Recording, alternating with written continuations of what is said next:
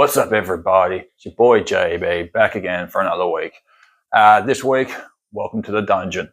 You've seen highlights of the stuff I do in here, but I thought might change it up a little bit and go a bit more in depth with a few of the exercises I do. So I've decided to choose my knee rehab session to show you through. A couple of seasons back, got sort of cut under in a game as I went for an interception. So I jumped, he's come under me as I've landed. He's blocked my knee, it's hyperextended back, led to a tear in the meniscus. Gave me a few issues there for a couple of seasons and all that, but now I've got it under control.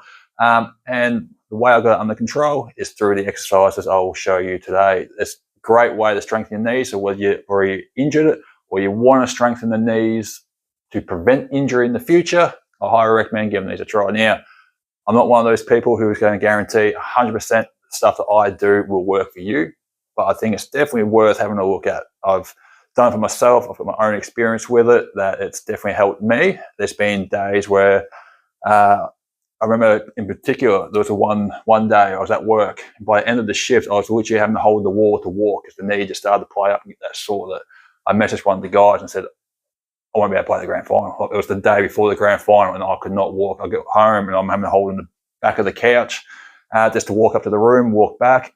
Came across here, did two of the exercises I'll show you today. But there's a whole routine as well. But I did those two exercises, and within like 10 minutes, I was back. I was jumping side to side and all that. So this stuff worked for me. Doesn't mean it's going to work for you, but if you do have issues or you want to give it a try, I definitely highly recommend trying it out and just test for yourself. There won't be risk of injuries or anything like that. It won't worsen anything, but it could help stuff out. So there's a few pointers on the stuff. History of fitness, especially when it comes to squats, legs and all that, there was always a anti-knee over toes thing. So you see in this, a lot of knees past the toes. Turns out it's actually good for you, not bad. Because what we want to do is we want to strengthen the tendons. And the way we strengthen tendons is by putting that pressure onto them. Tendons strengthen through being stretched, being under tension, and then that just helps build that thing. When you do have a tendon injury, people will have a tendency to try and rest them, take it easy on them, and that's actually a lot worse for them. Initially, first day, second day, you do have to give that a little bit of a rest, let the swelling go down a little bit, and all that sort of stuff. But overall, you want to try and actually get the tendons working, get them stretching, place them under some high tension, put them under work, because that will actually strengthen them. They start to shrivel up in that if you do not actually use them. So we're going past toes, so don't be thinking, oh my God, he's going past his toes. No, it's actually good for you to do that. So you'll be seeing a lot of stuff here. Second thing is you'll notice I'll be barefoot. You probably already noticed it in previous videos. I tend to work it a lot bare feet. That's because it gives me greater range of motion in my ankles, which I need to work on my ankle mobility, my flexibility in the ankles as well. So it gives me further range of motion there. It strengthens that stuff as well as it helps with the balance. When you're in runners, they've obviously that soft cushioning, makes it a lot harder to sort of balance and stuff like that. So this gives me more stability and just gives that greater drive through the actual ground by having that barefoot to the ground contact. So there's two things. So first off, best way that I like to warm up is with the sled, which I haven't always been able to use as I haven't always had a long enough path to make it worthwhile. But as you would have seen last week, I've got the turf out there now. So I won't bother filming that for this one, but just know I do the warm up with the sled. So both pulling and pushing the sled up and back. The pulling motion, obviously, just a quick demonstration here. As we pull back, we step back. Notice toes are back, knees forward. We're getting that knee over toes, but it's in that reverse thing. But walking backwards is very good. There'd be a lot of people who would have gone to the stadium as I'm working and see me just in the cafe walking backwards. If you see me walking backwards for no reason, it's because my knee's hurting. There's just something about that movement, gets that tendon stretched into a good thing, gets the knees past the toes, we're getting that tension on it, and it just makes the knees feel better. So whether it's with a sled or if you just go out somewhere and walk backwards, it is actually alone by itself a great way to strengthen the knee. And just strengthen those quads. But the idea as well is that we're strengthening tensions, the tendons, but we also want to strengthen that medialis, fasciitis medialis there, that teardrop quad, because a lot of the time that's where the weakness comes from as well. So whether you've got a tear in the meniscus or it's just a general all-around knee soreness, it's usually that teardrop. We need to strengthen that so we can stabilize the knee and counter all the sort of impact and stuff that we want to do and gets the knee extended and all that sort of stuff. So I'll do so as my warm-up, and then we'll get into the real stuff after that, okay? We'll be right back. All right, so I've just done the sled as my warm-up. So it's always good to do a dynamic warm-up, where it's just walkthroughs I often do as well, especially with the clients, just get the legs moving, get everything stretched up. But you want to warm the muscles up before we get into any form of sort of static stretching, because you don't want to put an elastic band in the fridge, cool it right down, get it out, go to stretch it, and it's going to snap. Same concept with your muscles. Well, they won't necessarily snap, but they won't stretch nearly as well. They'll be a lot more painful. So you do that dynamic warm-up like the sled, a couple of walkthroughs into run-throughs, get the muscles warm, and then do sort of your static stretching, more mobility sort of stuff. So I normally do a full 12, 16 to 20 minute mobility warm-up. Today I'm just going to do the main one that is focusing on helping with the knee. So this is what we call a couch stretch. You can do it on a couch, you can get a chair. I like to use the roll of my leg extension because it just gets a nice curve for your foot, so it feels a bit more comfortable on the back foot. You can use a bench, sort of just any raised surface that's no higher than what the knee is, essentially. Because so the way that we want to do this, I'll get a nice little soft mat because I'm a bit of a softie, so my knee's not driving in the hard ground. We place our back foot up on the surface, the ledge, so on the roll in this case. We're going to get down on the knee, and then actually I'll swap it over. That way you can actually see what we're stretching. I'm not blocking it. And then the whole point is we're trying to stretch the quad and our flexors on the right leg. The leg that's knees in the ground. So as you see, the back leg's up. I like to dorsiflex the foot too. It just gets that extra stretch. It pulls everything up, stretches that a bit more. So the way to make this easier, as you can see, I'm quite far back, which makes it a bit extreme. You might not be able to get this far back. If you can't, just bring that knee forward and you get a bit more of an angle there, not quite as intense. Or you can even just lean forward a bit to take some of the tension off as well. So I like to get right back, and then if it's too easy, you can sit back. We try and twist the hips, so interior tilt the hips in, so we're pushing the butt in. That's going to draw a bit more. And then as well, if that's even too easy, we bring the hands back and we really try and lean back into it. So it's a nice, easy stretch, which I usually, we'll chuck it on the time. Oh, now we've got this thing going. So I'll usually go for about 45 seconds. That way I get a good stretch out. And this one really just helps stretch that quad out, those hip flexors. Gets them nice and loose. As well as you can see how intense that angle is at the knee there. So we're getting that tendon under a lot of pressure while it's nice and safe. Keeping this front leg up. Try and keep it at nice 90 degrees there. And let's find this really loosens the quad up, helps with that mobility, and really sort of loosens the knee up as well. So again, started to implement this stretch a lot more before games where we don't have a whole heap of time to do a warm-up, so I can't really go through proper run-throughs. Oh, there's the 45. Swap over. So yeah, we don't get a whole heap of time before games in domestic comp to warm up. So I like to do this one, just nice 30 seconds to 45 seconds pre-game. And it just helps loosen up those quads. Get sort of any soreness in the knee out. Helps that mobility. And surprisingly, on the left leg, the injured knee, I've got a bit more mobility than the other one. But I think it's because I've been so focused on it. So just got to hold it.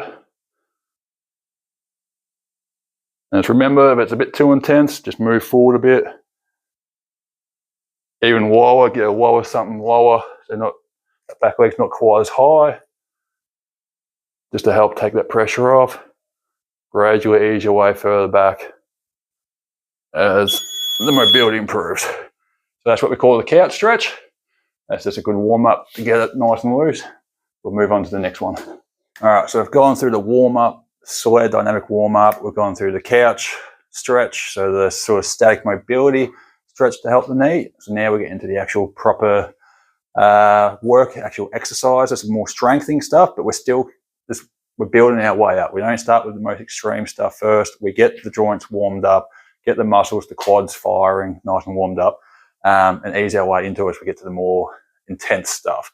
So the first sort of exercise I like to start with is what we call the banded knee extension. So we grab a good band. Now, if you're just starting out, you might want to grab sort of a thinner, less resistant, less tight band, and you work your way up again to make it easier. So if you're finding it too tough to start with, just get a lighter band. And then the further back we go as well, it'll create more tension on the band. So if it's too much, just bring it a bit forward, but we want to start with a bit of stretch in the band. So the way this works, grab the band, we tie it around the pole or something nice and sturdy. So we've got an anchor, we put our leg through, and we want the band to sit just above the knee. So we're not going below the knee, not on the top of the calf. We're going just above the knee, bottom of the hamstring there. Take a few steps back, and as I said, we want to start with tension on. We don't want to start with a whole lot of slack here and all that. We want tension the entire way through the movement. So we come back, and we get that good tension on the band. And all we're going to do is we let the band slowly pull our knee towards, and as you can see, I let the heel come up. I get up from the ball of the feet. We don't want to get up under the toes, just on the ball of the foot there. Drive the knee forward, try and get those knee past toes, and then we can just snap back. We want to fully lock out the knee, get that resistance back, and we slowly, so we really want to slow control the way forward, but then we can just snap back, hold, come forward nice and slow, snap back. Now, good thing about this is that there's essentially no risk of injury. Doesn't matter, so no matter how strong that is, the band, this sort of movement, we're not going to hurt ourselves, so we can go a bit harder than what we think we can, but we're slow and controlled, snap back. And if you're really good, see if I can do it, you can try and dorsiflex that foot as well. It's just going to put a bit more tension into that quad. This is quite a tight band. We don't want to sit back, so we don't want to be rocking back like this. We're sort of taking a bit of the work off the quads there. We want to say butt in, hips in, nice and controlled, coming back, making sure it's the quad that's doing all the extension. One thing as well I like to do, I like to start at slightly different angles. We're not going to do too wide with it, but instead of just having the band pulling our knee straight, sometimes I like to put a bit of an angle so the band's trying to pull my knee a bit inwards, but I keep my knee going forward. This helps build the overall stabilization of the knee. Although, so even come to the side here, so now it's trying to pull it outwards, keep my knee going straight, coming back. Just builds all the little tendons and muscles and stabilizes around at all different angles. I think that's pretty much it. I like to go 10 to 15. Personally, I do usually 15 reps. So I'll just get a couple on this one. But with clients, I'll usually start off at 10 till they get used to it. And then we sort of build up to 12 and then sort of 15. Usually do about 2 sets as well. So usually there's 2 sets of 10 to 15. Really snap back and really pause as well at here. Really engage that quad. Just gets it nice and warm and firing, ready to do squats or the heavier stuff. And so yeah, that's the band and knee extension. That's one of the exercises that I mentioned earlier about when I couldn't walk the night before a grand final. I came across, did these. It's an absolute staple. No matter what leg day I'm doing, whether it's knee rehab, with overall leg strengthening, explosion, that's always a warm-up exercise I'll chuck in.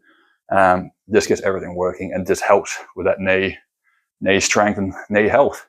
So yeah, give it a crack. On to the next one. All right, so second exercise that we like to do is called the ATG split squat, or just you just call it split squat really. The ATG is not really necessary. So what we want to do here is we start, so the way we want to look at it, the higher the platform is, the easier it's going to be.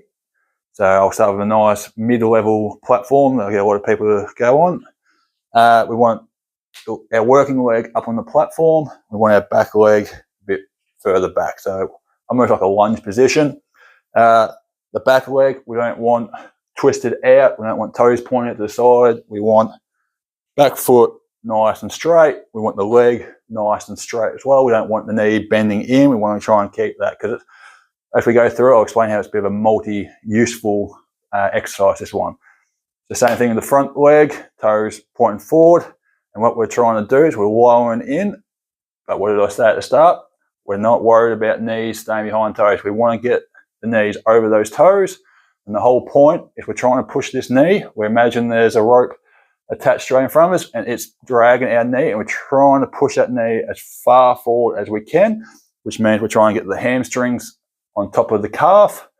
Our front heel can pop up. It doesn't matter if it stays on the ground or not. If you're able to keep it on the ground, fantastic. If you've got absolutely terrible, horrible ankle mobility like me, it's going to make it a lot easier having that ankle come up.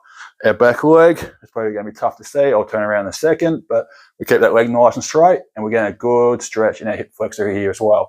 So this works as a strengthening of the knee. You'll feel a bit of pressure in the tendon, especially in this sort of spot. That's what we want. You feel the quad really getting tight and struggling, and we get that good stretch in the hip flexor back here. And all we do is push back up. I was in probably a bit long there, a bit tough. So we want to come forward and make sure we hold it here. You can either do an isometric, so you can just hold here for as long as you want, or just hold there for a couple of seconds, come back. But the last thing we sort of want is we don't want to be coming down and just coming straight back up and just rocking in and out like this. We want to get that tendon under some tension. So we hold there, and again, depending on the soreness and your ability and your strength, don't worry. If you can only come forward to here, hold it, come back, that's just fine. We just come as far forward as what our knee allows us. And don't be afraid to push a little bit. If you start getting a little bit of soreness, don't be afraid to push just a little bit. Don't push too far. Just rock through it, come back. You really start firing there. So I'll show you from the side here. So we've got the leg up there, back leg back, toes facing forward. And we don't want this back leg to come over toes. We don't want to come up like that. Just the ball of the foot again. So then as we come forward, see how that back knee doesn't lower down. It's nice and straight.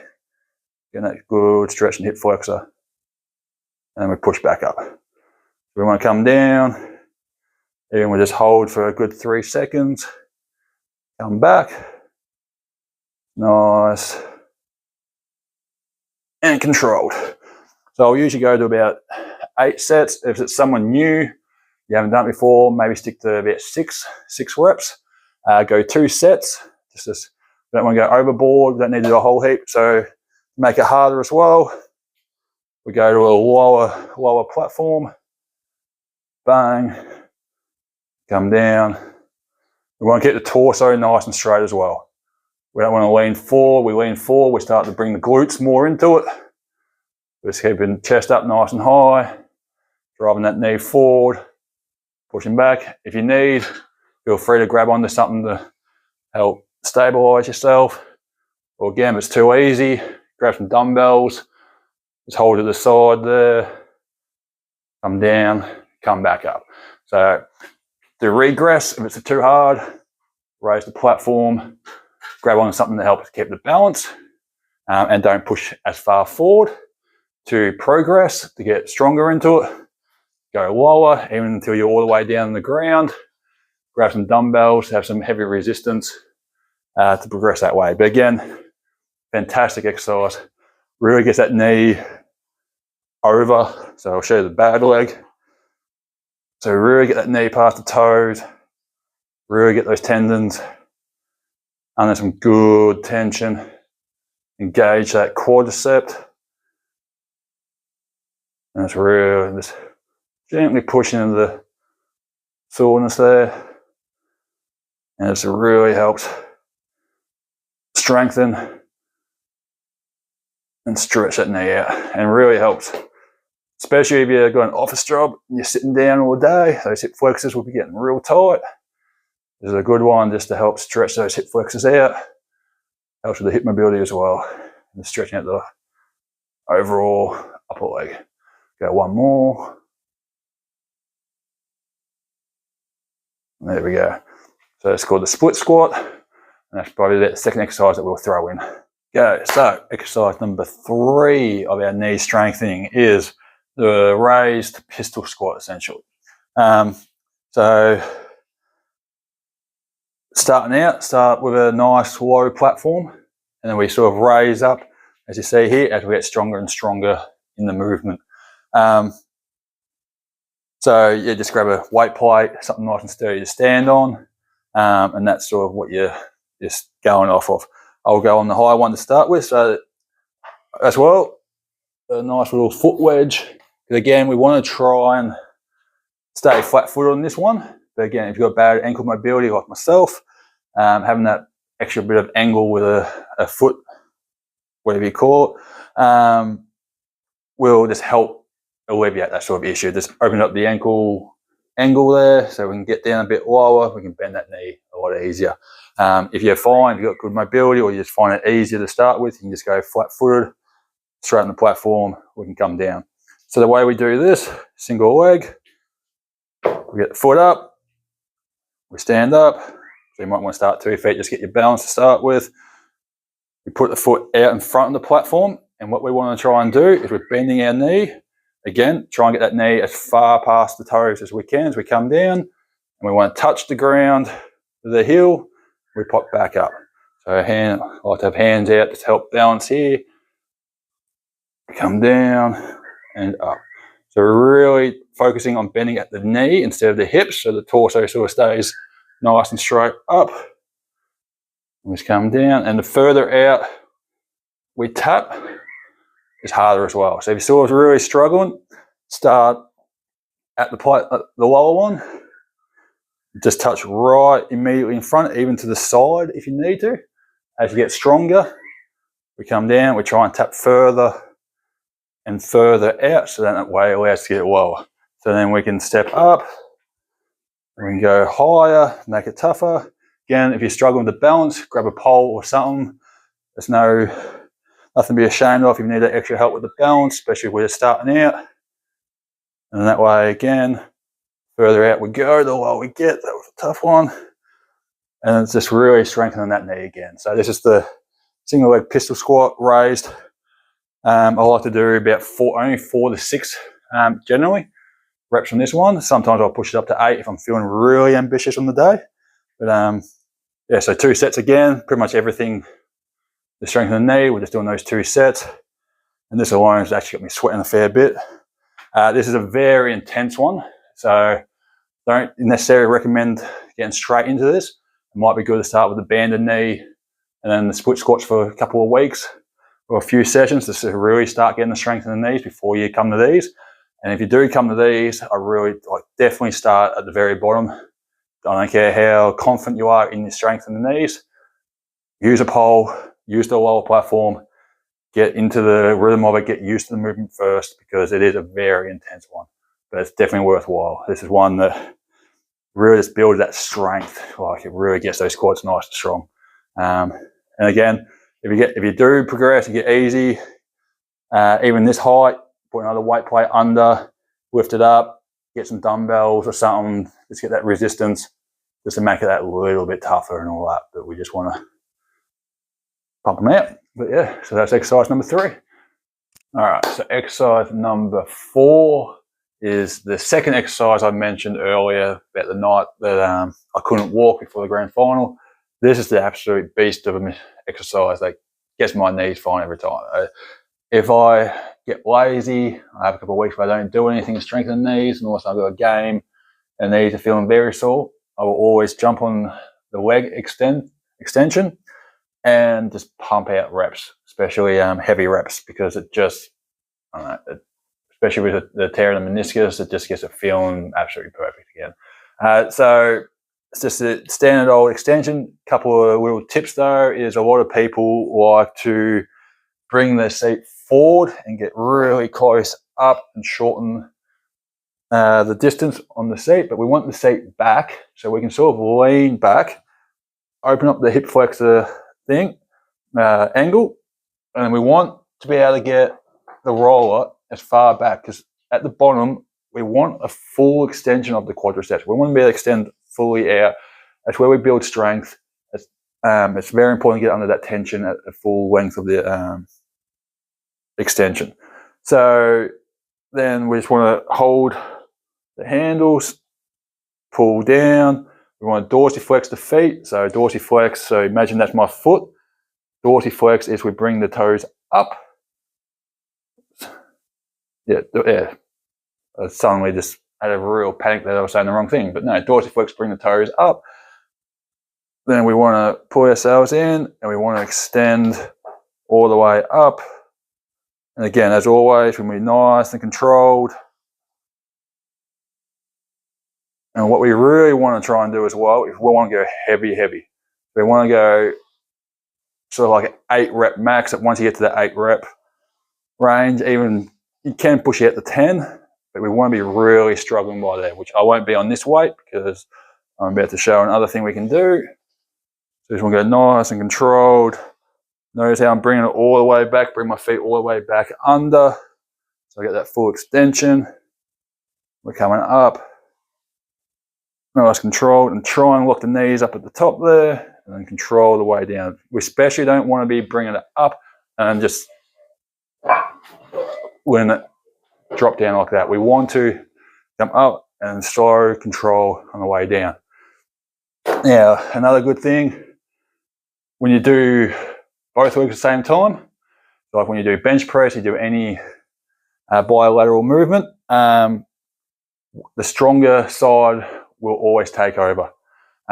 So if there's a little bit of weakness, the stronger side will pick up the slack, put a bit more effort in. So to really focus on a real bad leg, if you have one, go single leg. So everything's the same. Open up that hip angle a bit by sitting forward, and we extend up, and we just go single leg. This is why I had a bit of the lighter weight on, so I'll just go straight into it. Same concept, we want to try and lock out, and we want to control the way down.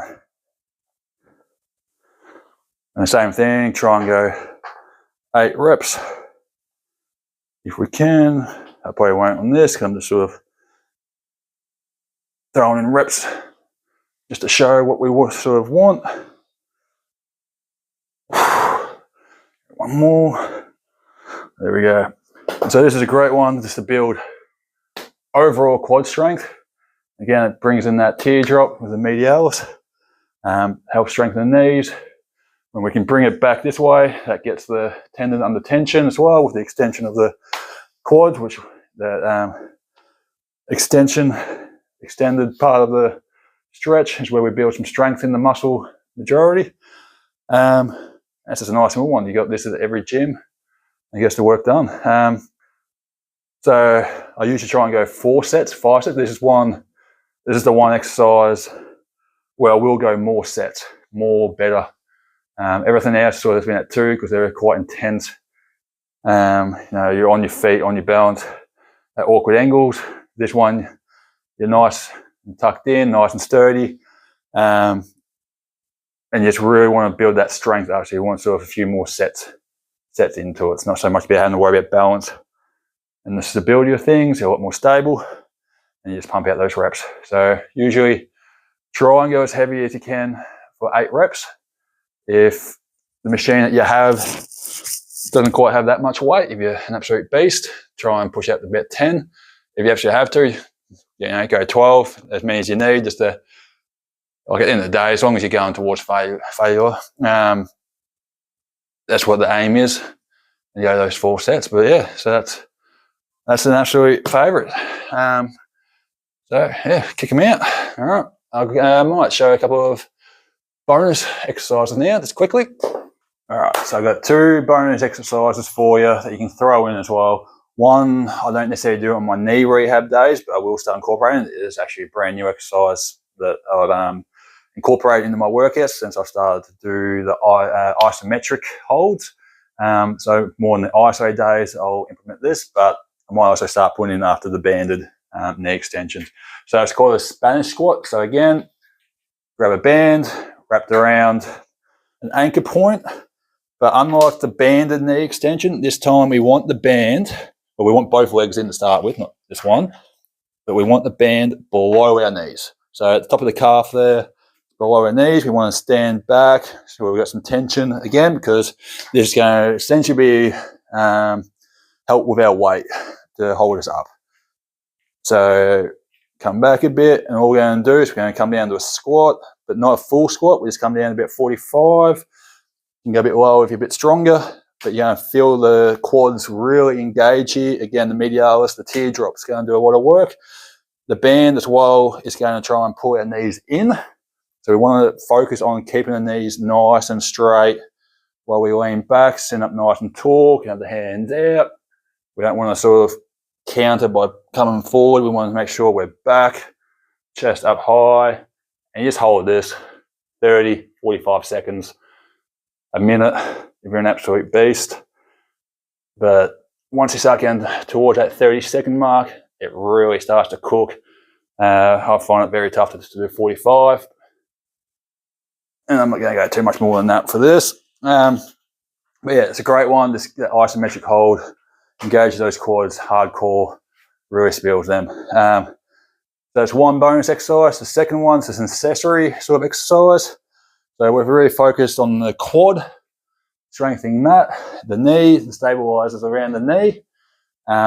They do a lot more of the explosive actions, the accelerations, stuff like that, as well as the calf and the backside there. But what we want to focus on is the tibialis anterior. So the sort of the shin muscle along here, what absorbs a lot of the impact. You run in, slam that foot down, dorsiflex, come in, bang, ready to jump. You're running, you're slamming down. It's that muscle that often gets overlooked. It has to absorb a lot of that. So when that gets weak, that as well can start to affect the knee as well. So what we want to do is find a wall, a pole, nice flat surface, something that we can lean up against. And this is a super easy one. We want to stay nice and tall. We want our feet about shoulder width apart. And all we're doing is we're bringing those toes up as high as we can, hold for a split second, and then down. I like to push the big toe into the ground as well, just so we get the full extension back down, going up.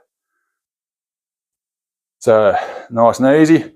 The way we regress this, bring the feet closer to the pole, staying up nice and tall, and this makes it a bit easier. To progress, to make it a bit harder, get those feet out nice and far, keeping the legs nice and straight. Bring the toes up, and another way we can progress it and make it a bit tougher is we lean forward. So we lean forward, just making it a bit tougher. And this is one of those exercises that we go real high reps. So you want to look at doing 20 to 25 reps per set. You can do 2 to 3 sets. And this is actually what I like to call the sneaky exercise. As I tell people, this is one where you're getting up to around about 10, 12 reps. You're thinking, this is an easy exercise. This is even working. Like, am I doing it right? I'm just sitting here doing this. I'm not feeling anything. But once you get that 12 to 15, you start to feel the muscle get a bit weaker, and you're like, oh, yeah, I'm going to start feeling it. And when you get that 15 to 20, that's when it really starts to cook. And you get 18, 19, 20 reps. And I've had people asking me, like, am I even lifting my feet? Or they just get that cook that you just feel like you're not even lifting your toes anymore.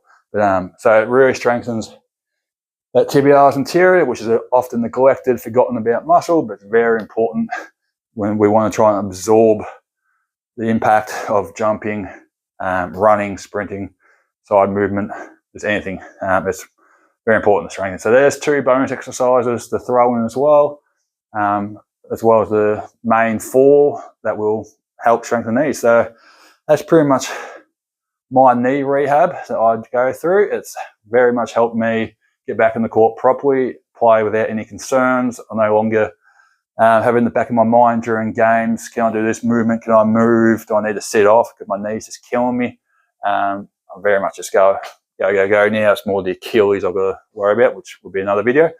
So yeah, as I said at the start, feel free. I highly recommend you throw these into your workouts. But again, I will not 100% guarantee that everything I showed you will work for you. Everyone's body is different. Everybody's knees act differently and can do different things. But it's definitely worth giving a try. They shouldn't hopefully worsen anything. They'll just hopefully help things. They've helped myself, obviously. They've helped some clients that I train. They've all said that they've had, most of the clients I train sort of have some form of knee pain, not from a knee injury, but just overall knee soreness. And a few weeks of doing this stuff, they start saying that they feel very strong in the knees and all that. So it's definitely worth giving them a try. And if you give them a try and they're feeling good, pop a comment down below and let us know how it's going. But yeah, so that's my knee rehab. So I hope you enjoyed the video. I hope you took something from it. I hope it was educational. And yeah, till next time. But and I will quick apology. I know at the end of last week's video I promised some footage of a futsal game. Turned out netball had all courts booked and the game was cancelled. So that's why I got stuck with this long educational video on knee rehab instead. No futsal footage, but I'll throw in a little bit of Sunday scrimmage footage, but probably not too much, just for I'm sure this video is already going very long. But yeah, get to it. Get those knees nice and healthy, and I'll see you on the court. See you next week.